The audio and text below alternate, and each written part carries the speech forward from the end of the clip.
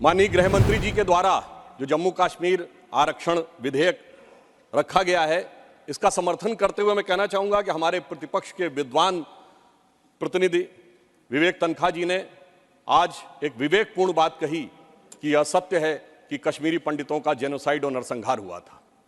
परंतु यह कहते हुए मुझे कष्ट भी होता है कि एक दौर था जब उस नरसंहार के आरोपी और समर्थक दिल्ली में आते थे तो रेड कारपेट वेलकम के साथ आते थे, जलवाए जलाल से दिल्ली की सरजमी पर जलवा अफरोज होते थे। और सभापति महोदय आज भी वो आते हैं, मगर ईडी के सम्मन पे आते हैं, एनआईए की पेशी में आते हैं। ये अंतर आया है हमारी सरकार और उस सरकार के दौर में।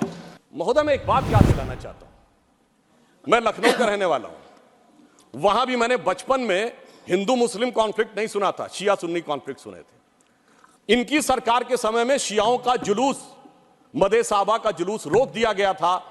22 साल तक रुका रहा। जब हमारी सरकार आई उसके बाद वहां पर शियाओं का मदे साहबा का जुलूस निकलने की स्थिति आई। मैं पूछना चाहता हूं, भाई हिंदू मुस्लिम के लिए हमारे ऊपर आरोप लगाते हो, ये शिया सुन्नी के बीच में जो होता था वो भी शांतिपूर्वक हमारे दौर में हुआ, कश्मीर हो या देश का कोई और हिस्सा हो।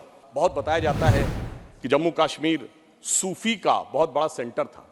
मैं पूछना चाहता हूं कि विगत 30 वर्षों से सूफीज्म के 4 बड़े सिलसिले हैं, नक्शबंदी, सोहरावर्दी, चिश्ती और कादरी। एक का भी कोई मरकज बचा हो तो बता दीजिए।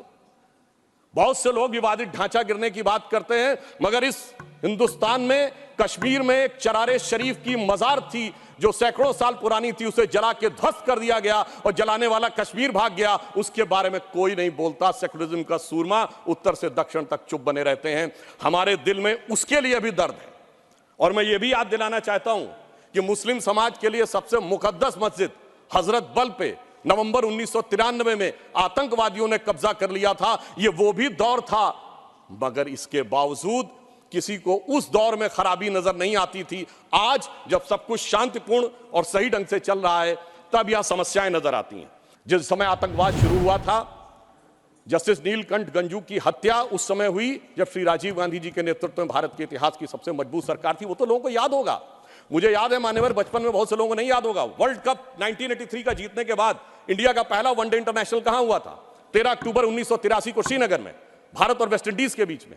और वहां पर भारतीय टीम के खिलाफ नारे, चलिए वो तो अलग है, पाकिस्तान जिंदाबाद के नारे, भारतीय टीम के लोगों के ऊपर चीजें फेंकी गई, पिच खोद दी गई। उस समय तो सर्वकालीन शक्तिशाली प्रधानमंत्री जिन्हें विपक्ष मानता है, श्रीमती इंदिरा गांधी जी का शासन था। परंतु उसके बाद ऐसा दौर भी आया कि वो सब लोग आरोप से छूट गए। कल माननीय गृह मंत्री जी ने जब लोकसभा में कहा था, कुछ गलतियों के बारे में कहा था, तो वहां पर नेता प्रतिपक्ष ने कहा था कि साहब गलतियां अगर हैं तो इस बारे में चर्चा कर ली जाए।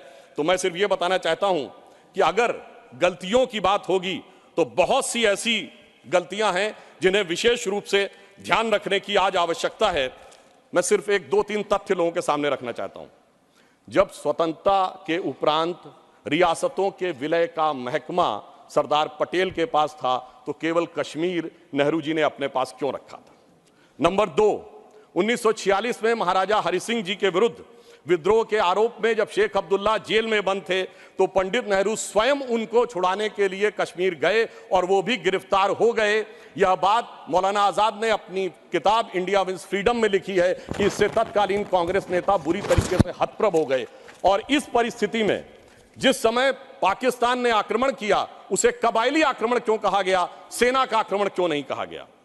और इसके अतिरिक्त मैं यह भी कहना चाहूंगा कि जिस समय यह कश्मीर का संघर्ष हुआ, एक फैक्ट रखना चाहता हूं, उस समय तो माउंटबेटन 30 जून 1948 तक वाइसरॉय थे। भारत की सेना अध्यक्ष जनवरी 1949 तक जनरल रॉय बूचर था और पाकिस्तान की सेना का अध्यक्ष जनवरी 1951 तक अंग्रेज था। तो भाई यूनाइटेड नेशंस में जाने की क्या आवश्यकता थी? गृह मंत्री जी ने बिल्कुल सही बात कही कि भाई उनको 1 साल तक माउंटबेटन को इसलिए रोका गया था कि बचे हुए कुछ मामले रिजॉल्व करने हैं। तो भाई मैं पूछना चाहता हूं कि उनको क्या मेहमान नवाजी के लिए रखा गया था? जब यहां थे, दोनों तरफ के सेना अध्यक्ष भी अंग्रेज थे, तो यूनाइटेड नेशंस क्यों गए? इसलिए मैं कह सकता हूं एक गलती नहीं, भयंकर गलती थी, जिसका खामियाजा आज तक सरकार को भुगतना पड़ रहा है।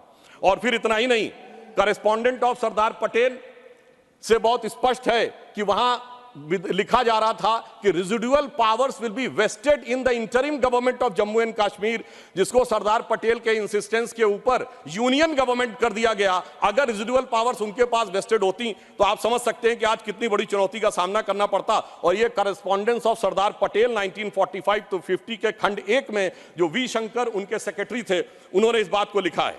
अब मैं एक बात और ध्यान देना चाहता हूं कि प्रथम लोकसभा में कश्मीरी पुनर्वास के कैबिनेट मंत्री अजीत प्रसाद जैन जी ने अपनी किताब कश्मीर व्हाट रियली हैपेंड में लिखा है कि the draft was approved by Sheikh and his colleagues and then passed by the Congress party. ये मैं नहीं कह रहा हूं, उनकी सरकार के कैबिनेट मिनिस्टर कह रहे थे। और इसमें अंत में एक और व्यक्ति का उद्धृत करना चाहता हूं जो भारत के मुख्य न्यायाधीश रहे, जस्टिस मेहरचंद महाजन, जो कि उस समय कश्मीर रियासत के प्रधानमंत्री थे।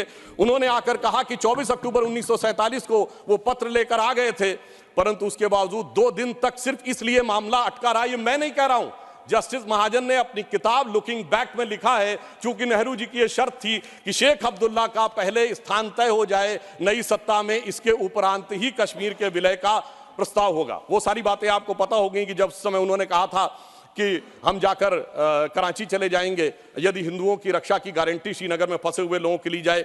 इसलिए मैं कहना चाहता हूं, इसके लिए एक दिन नहीं, एक सत्र भी कमजोर पड़ जाएगा।